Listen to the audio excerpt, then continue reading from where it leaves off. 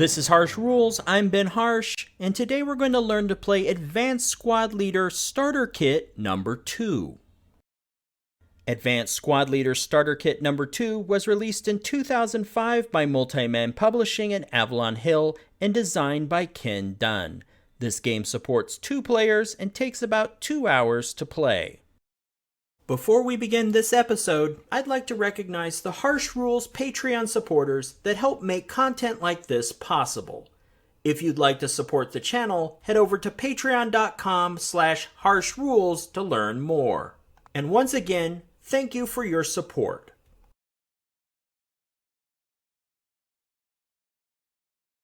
Welcome back to the Harsh Rules breakdown for Advanced Squad Leader Starter Kit number 2. In this episode, we're going to discuss ordnance ammunition. So let's begin with common ammunition. This is ammunition that is assumed to be in regular supply with most guns.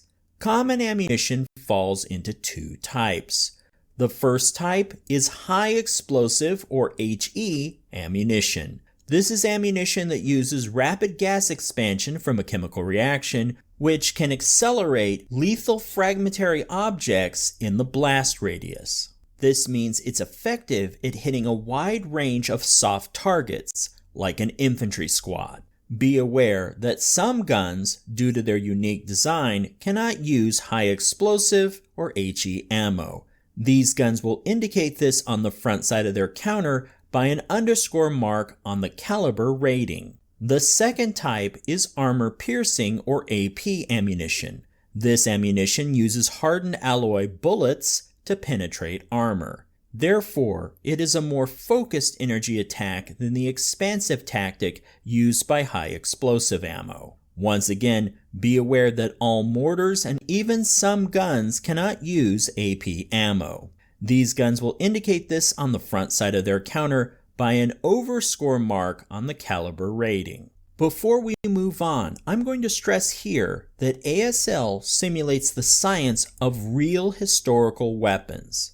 You need to understand the battlefield principles of what each weapon is trying to accomplish to rationalize what the game is trying to simulate with its mechanics.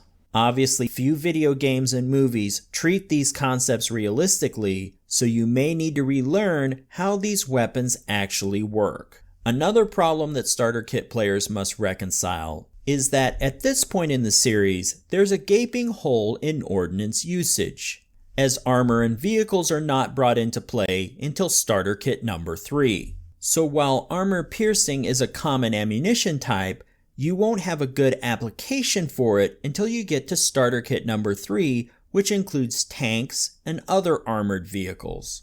With this in mind, let's discuss how to use AP ammo in starter kit number 2. Unless a gun's caliber is marked with an overscore or an underscore, they have unlimited armor piercing and high explosive ammo. In Advanced Squad Leader Starter Kit number 2, the assumption is when firing with infantry target type, you are using high explosive ammunition. And area target type always uses high explosive ammunition. Area target type cannot use AP ammo, which is logical since an AP shot is essentially a big hard bullet you use to punch through armor. You can't spread out an AP shot over a large area. Keep in mind for later though that AP ammo is the default for the vehicle target type, which will be covered in starter kit number 3. Therefore, to use armor-piercing ammo with the infantry target type, you need to declare you will do so. Using AP ammo with the infantry target type relegates it to the lower end of the firepower rating of the infantry fire table. To determine the column to use, refer to the caliber rating in the lower left-hand corner of the counter. Guns with a caliber less than 37 millimeters use the 1 firepower column. With a caliber at or greater than 37 millimeters, use the 2 firepower column. Also note that AP ammo does not leave any residual firepower. Now, realize that using high explosive ammo against the infantry target type gets much better results. For example, this German Pak 40 on the screen has 12 firepower when using high explosive ammo in the infantry target type.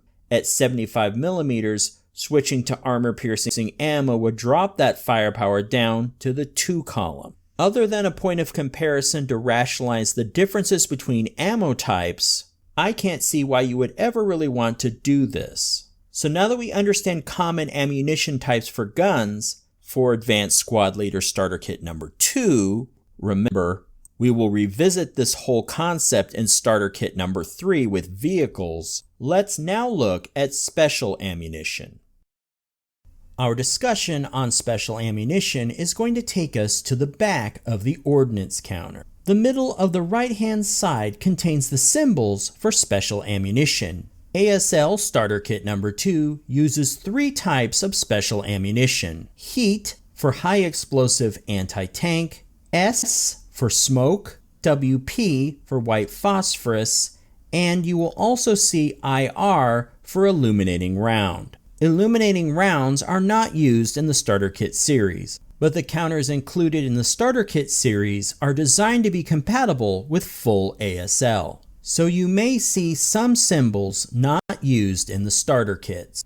Some special ammo will have their symbol followed by a number. This is known as its depletion number. The depletion number indicates the availability of the special ammo. A quick note, you may also run into a trailing year number. This is a date dependency. Essentially, you can't use the special ammo unless your scenario takes place on that date or later.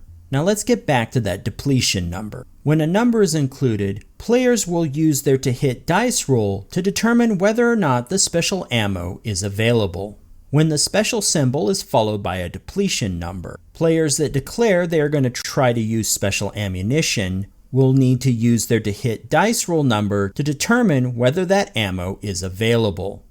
If the original to hit dice roll is less than the depletion number, the gun has that special ammo, uses it to resolve any hit from that dice roll, and may try for that special ammo again when firing. If the original to hit dice roll equals the depletion number, the weapon has that special ammo for that shot only, uses it to resolve any hit from that dice roll, but may not try for that special ammo again. If the original to hit dice roll is higher than the depletion number, the gun never had that special ammo and has not fired. This means that the player must start over and roll the dice again with common ammunition. If the to hit dice roll results in a malfunction, however, the weapon has fired and is malfunctioned and out of that special ammo. Keep track that the ammunition is depleted on a side record. Now that we have a rough understanding of how special ammunition works, let's take a closer look at each of the types used in Starter Kit number 2. Let's discuss smoke and white phosphorus together. Smoke and white phosphorus, also affectionately known as Willy Pete, can only be placed in specific phases. As a quick recap, infantry can place smoke in the movement phase if they have a smoke exponent on their counter. It costs 1 movement factor to place smoke in the same hex and 2 movement factors into an adjacent hex. However, the squad needs to make a single die roll equal to or less than their smoke exponent to successfully do so. If the squad is exhausted with a CX marker, they must add a +1 die roll modifier. No unit may attempt to place smoke grenades more than once per movement phase. If the smoke placement die roll is a 6, the unit must immediately end its movement phase in its current location. The smoke counter is then removed at the end of the same movement phase. Comparatively, ordnance smoke is on a larger 5/8 counter and is placed at the start of the prep fire phase or defensive fire phase by securing a hit on the area target type. An important note regarding these phases: firing ordnance smoke must be the first action of the prep fire phase or defensive fire phase. Once the firer has fired anything other than smoke during those phases, no more smoke may be fired in that phase.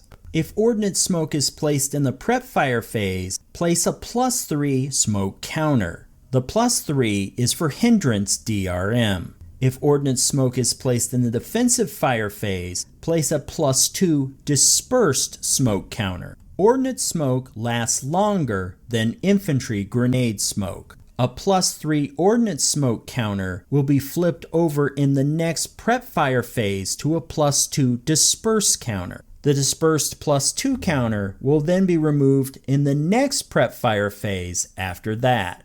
Ordnance smoke placed in the defensive fire phase starts out as dispersed +2 and is then removed at the start of the next prep fire phase. You may also notice on these counters level indicators such as level 2, level 3, level 4. These are not used in the starter kit series. Level numbers are used to determine location height in full ASL. And now that that's out of the way, let's discuss white phosphorus.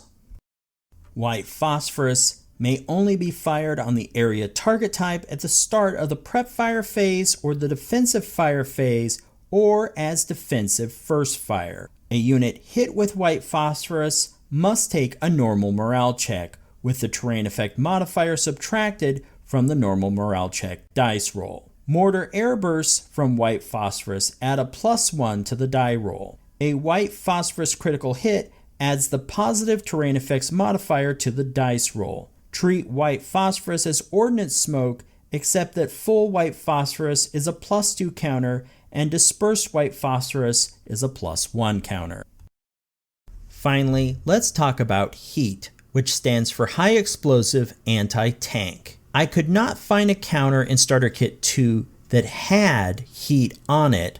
However, in Starter Kit number 3, there is a 76mm infantry howitzer that appears to have heat ammo, which is abbreviated H. In Starter Kit number 2, heat ammunition can only be used against targets in buildings or other guns. Heat attacks on the infantry fire table one column lower than normal for high explosive. So in this example, the 76mm infantry howitzer has a firepower rating of 12, so if it used heat ammunition, it would have firepower of 8 with that, since that's the next lower column. One final note on heat ammo while we're on the subject. Light anti-tank weapons such as bazookas, Panzerfaust, and Panzerschrecks, as well as the Piat, show their firepower on the counter, so you do not need to make an adjustment on the infantry fire table. And with that, I think we've reached a good place to stop for this episode. In the next episode of this series, we will continue to learn ordnance rules for Starter Kit number 2. So make sure you're subscribed to the channel, click the bell icon for notifications so you'll be informed when the next episode becomes available. If you found this video helpful, please give me a like and share with your friends. To be the first notified when the next episode of Harsh Rules becomes available, please hit the bell icon for notifications. And as always, this has been Harsh for Harsh Rules. Thank you so much for watching, and I'll see you on the next video.